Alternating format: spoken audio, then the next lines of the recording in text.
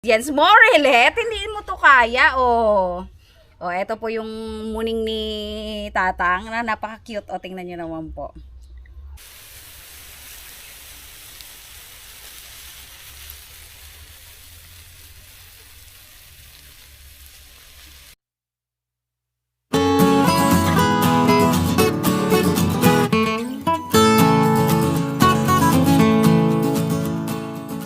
Hello, hello mga kabarangay! Ay, meron na naman tayong lala. Oh, tingnan nyo naman yan. Ay! Ang laki. Oh, tingnan nyo. Pag ganon. Diba? Ito ulit ay midnight snapper. Syempre, saan pa ba to galing? Saan pa ba pwedeng manggaling? Morele. Syempre pa, thank you so much po sa Team Dagat ng Team Harabas. Eto. At gagawa na naman tayo ng isang menu, ng isang dish para sa ating sa ating isda. Naamoy na amoy ng aking munining. Ay, nako muningning. Ayan, iihawin po natin ito with a twist. Hindi lang siya basta ihaw. Pero ang gagawin po natin dito ay, Morel! Hindi mo kayang kainin yan. Ang gagawin po natin dito ay ihaw balot. O yung tinatawag na ihaw balot. Ibabalot po kasi natin sa dahon ng saging. Tapos lalagyan natin doon ng mga ingredients sa loob ng ating pambalot na dahon ng saging. Tapos natin ihahawin. So, dahil nga ganun yun, ang gagawin po natin ay tatanggalin ko yung mga kaliskis. Kaliskis lang yung tatanggalin ko. Tapos hihiwa-hiwaan natin. Para syempre mag-penetrate doon sa loob yung ating mga ingredients. Morelet, hindi mo to kaya, oh. Oh, ito po yung muning ni Tatang na napaka-cute. O, tingnan nyo naman po.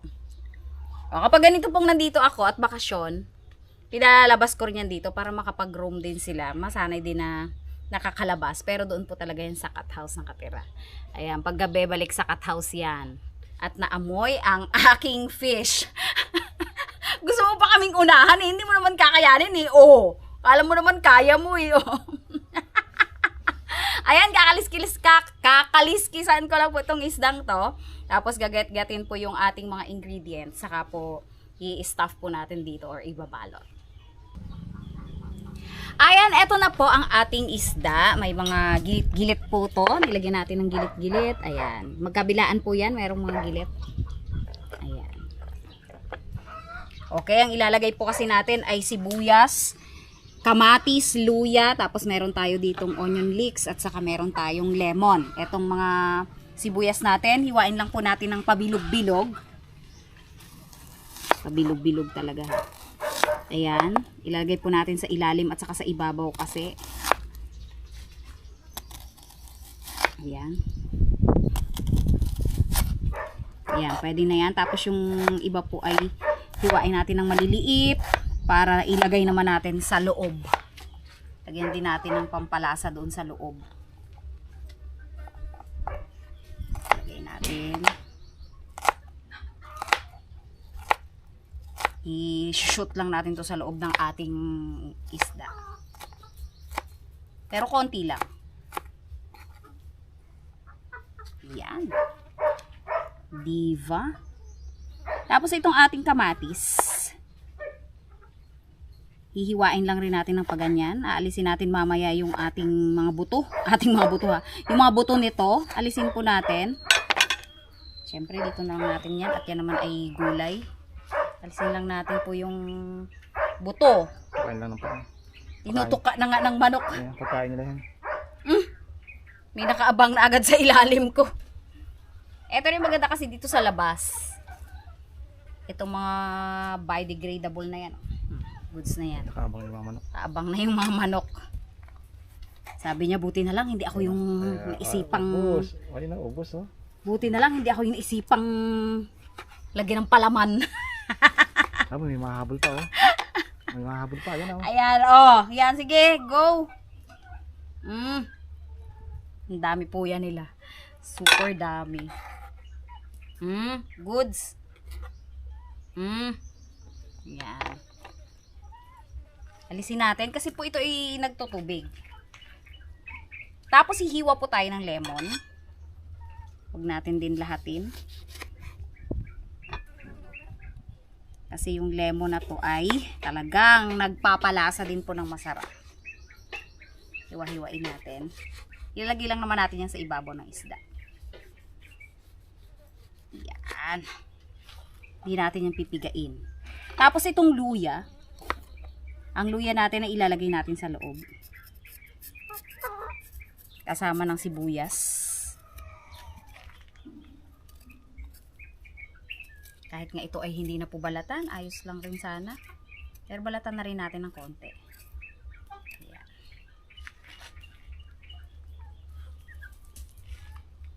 Pati luya yata kakainin nila.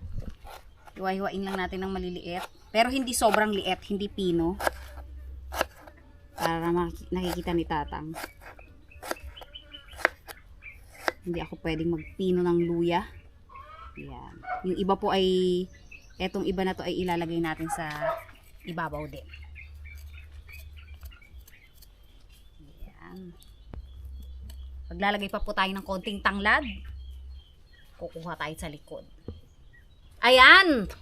Bago ang lahat, gagawa muna tayo ng pang ano natin, pang lagay sa ibabaw. Hindi naman siya dressing. Meron tayong olive oil. Para may lasa ang ating isda na inihaw. Lagyan natin ng pamintang durog. Parang ito na yung mga ginagamit kong dressing kasi sa ano, sa ating mga salad. Pwede din ganun. Lagyan natin ng kaunti.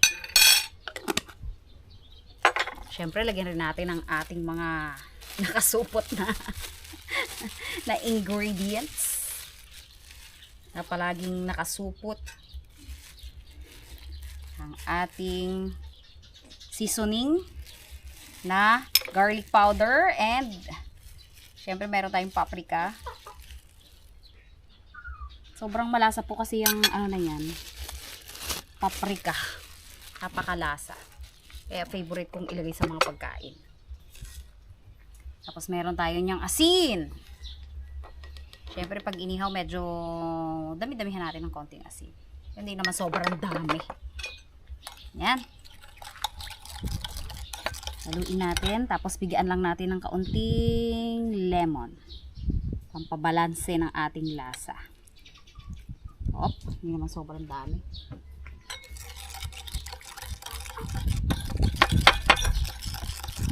Ayan. Meron po tayo ditong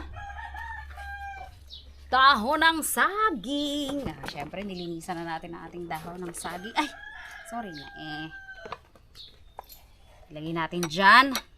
Ilagay natin muna ang ilalim. Lagyan natin ng konting ganito. Bago natin ilagay yung fish. Lagyan natin ng konti sa ilalim. Hindi lang konti. Yung sakto rin sa kanyang katawan. Okay. Tapos ilagay po natin yung ito muna. Lagyan din natin ng tanglad sa ilalim. Suksukan din natin mamaya ang loob. Lagyan natin ng konting luya. Lagyan din natin ng luya ang ilalim. Tapos lagyan natin ng lemon, kamatis, and then yung ating mga bawang, sibuyas. Malasa po kasi ang kulay red na sibuyas, red onion. Pero pwede din po yung white onion. Ayan. Malasa po yan. Tapos ilagay na po natin. Kasi ito yung ulo lang naman yan. Ang pinaka-importante namang malasahan yung ating katawan niya talaga. Itong iba po ay ilagay natin sa tiyan. Para may laman yung ano niya, yung tiyan.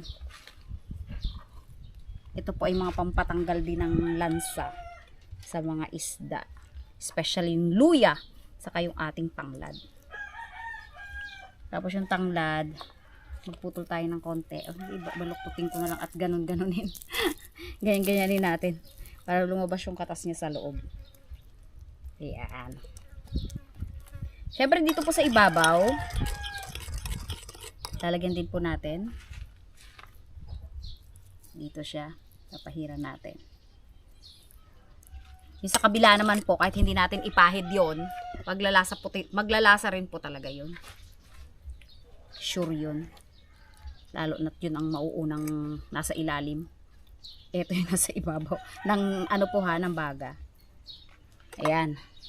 Lagyan din natin. Para naman masarap.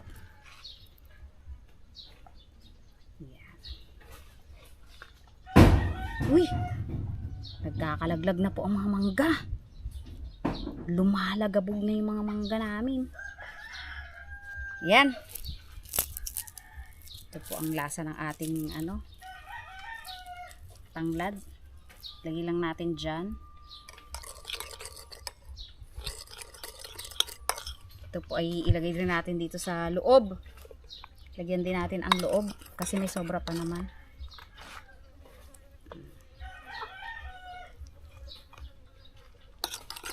Lagay pa natin para maglasa pa.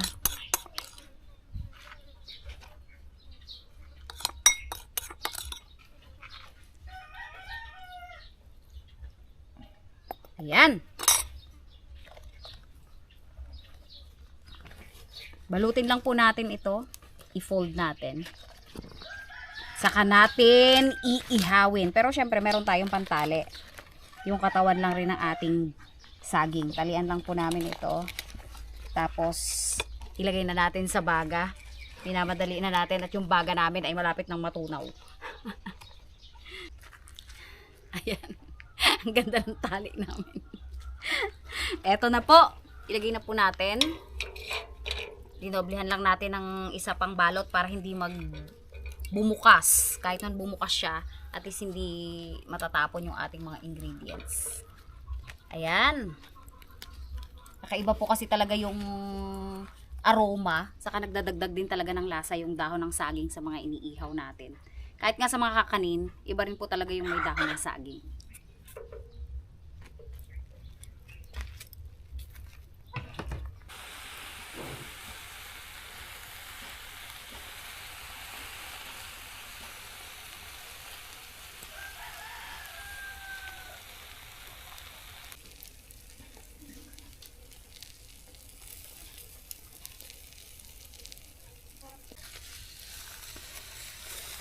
Bili na po.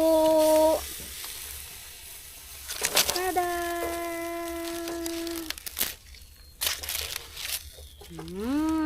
Super bango.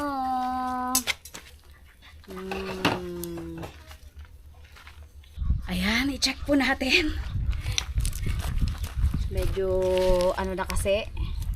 Ilang minutes na rin naman. Nakailang minutes na tayo, Dad? Ayan. Luto na po ito. Amoy na amoy yung ating mga mga nilagay. Ayan. Wala na. Baka kasi masyadong ma-dry. Masarap naman kasi yung inihaw na hindi dry na dry. Juicy pa. Okay na. Ayan! Tingnan nyo naman po. Oh, ka-perfect ng pagkakaluto. Ang bango-bango, super bango. Ayan, ilis na po namin yung dahon. Kasi nasunog na yung dahon. Nilipat namin sa bagong dahon. Tingnan nyo naman. Napaka-perfect ng pagkakaluto natin. O, diba? Walang sunog ang balat. Para siyang in-steam sa dahon ng saging. Ay, sarap. Sobrang bango. Bango-bango. Walang sunog ang balat. Ayan, ilagay po natin ang ating pang-garnish. Para meron tayong design. At ito naman ay medyo magkakalasa pa. Ayan. Grabe. Tinikman ko po yung dito sa may side. Grabe yung lasa. Ang sarap po ng lasa. Napaka ano nung pagsasama-sama ng mga nilagay nating spices, mga ingredients. Iba po yung ano niya, lasa niya. Yan, ping natin para may colorful design naman dyan. May green naman tayo. At pag nakain po natin yan, ay magkakalasa pa. At oo nga po pala, hahatiran namin ng pagkain si Otep. Kaya doon na rin kami kakain. Ayan, tingnan nyo naman. Maaga pa naman kasi. Oh. Kain po tayo! Dito kami sa apartment. Siyempre, may dala kami kanin. Yung ating pang-saw-saw. Ano yan? And, kalahati na aming ulam. Siyempre, kalahati rin namin kay Lolo. Kain na ang aming student. Bango. Gutom na gutom yan. Sobrang madami rin kasi ang subjects ng Strengthened Senior High School. Medyo pagod din. Yan lang muna yung sa akin. Ako magkakamay lang. Pero kahit konting-konti lang na to, napakalasa ng ating fish. Thank you Lord for this food. Ito lang. Siyempre. Tagal na lang yung Napaka solid ng laman ng midnight snapper, no? Grabe, lasang-lasa yung yung mga nilagay natin. spices. Sarap. Tanggol sa kain lemon. Yung lemon, saka tanglad. Lasa ba? Lasa. Lasa yung lemon, no? Lasa siya. Sarap. Ano ba nilagay mo? Bawang, Hindi ako yan. luya. Yung bawang powder lang. Ito din talaga na para kaganawa yung huling nilagay mo namin. Ping! Sibuyas. Onion leeks. Masarap po. Ay, kung hindi mo nilagay yun, hindi masarap yan. Ang kalasa niya. Subukan nyo rin po ito kahit sa mga tilapia, ang ordinaryo na isda. Ang sarap din talaga. Ang siguro sa pag di makapuli na bago. Sa? Oil. Pwede din sa foil kung wala kayong mga dahon Kasi ng habang niluluto dyan, ubus ang katas niyan sa pagtulusan niya yan. Dapat sa akin. Yeah. Pero masarap naman. Kasi nakulo siya doon. Yung sa dahon ng saging, yung unang hindi pa nasira yung dahon ng saging, talagang kumulo siya doon. Eh, grabe, kumulo.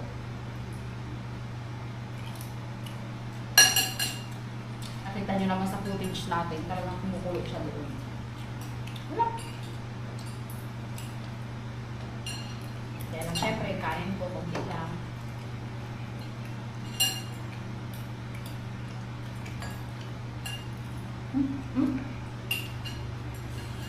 Kabila pa.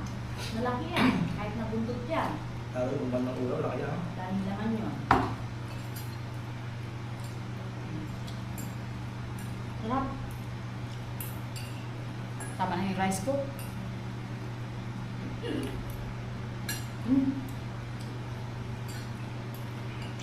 Wala pa po kasi akong pasok. Ang pasok ko ay first week pa ng August. Busy na naman yun. First week ng August. Diretso na yun.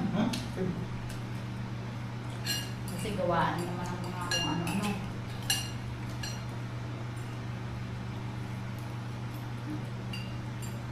Naku, pa. Ano pa? Ubus natin yan. Kunti lang naman yun. Napakaano ng laman. Napakalasa. Tapos ang kagandahan po kasi pag may tanglad at saka lemon, talaga pong ano siya, para siyang nagiging meat na parang hindi na siya isda kasi walang lansa. Masarap. Nagiging ano talaga siya. Parang nawawala yung lansa. Kapag may lemon sa kamlad, no? Bukod sa luya. Pero yung luya kasi nilagay ko sa loob. Madami akong nilagay sa loob.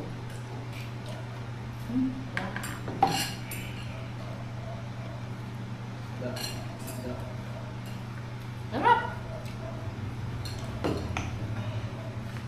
Thank you so much sa pasalubong palagi. Sarap ng pasalubong ng Team Dagat. Midnight Snapper. Parang gusto ko pa ng kanin. Natitempa ko sa kanin. Pag nagtang ulam. Makikanin po kasi talaga to. Hindi na ko namin naman. Salita ka na. Ano ba?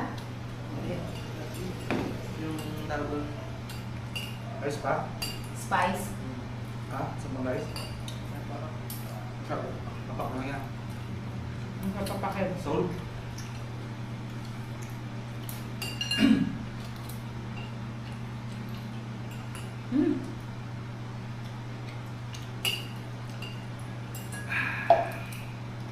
May pasubi pa naman si Daddy di mo. Kaya hindi pwedeng kumain ng maraming kanin.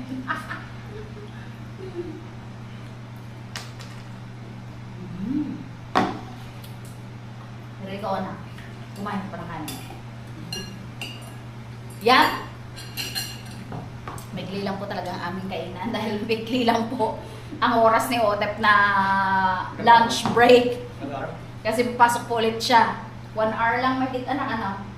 Ano yan? Oo, maya-maya kasi Maya-maya. magre-rest lang yan ng konti. Tapos larga na naman sa school. Tapos hanggang 5:30. 5:30 ka ngayon. 4:30. Ay, 5:30 ka ngayon, Monday.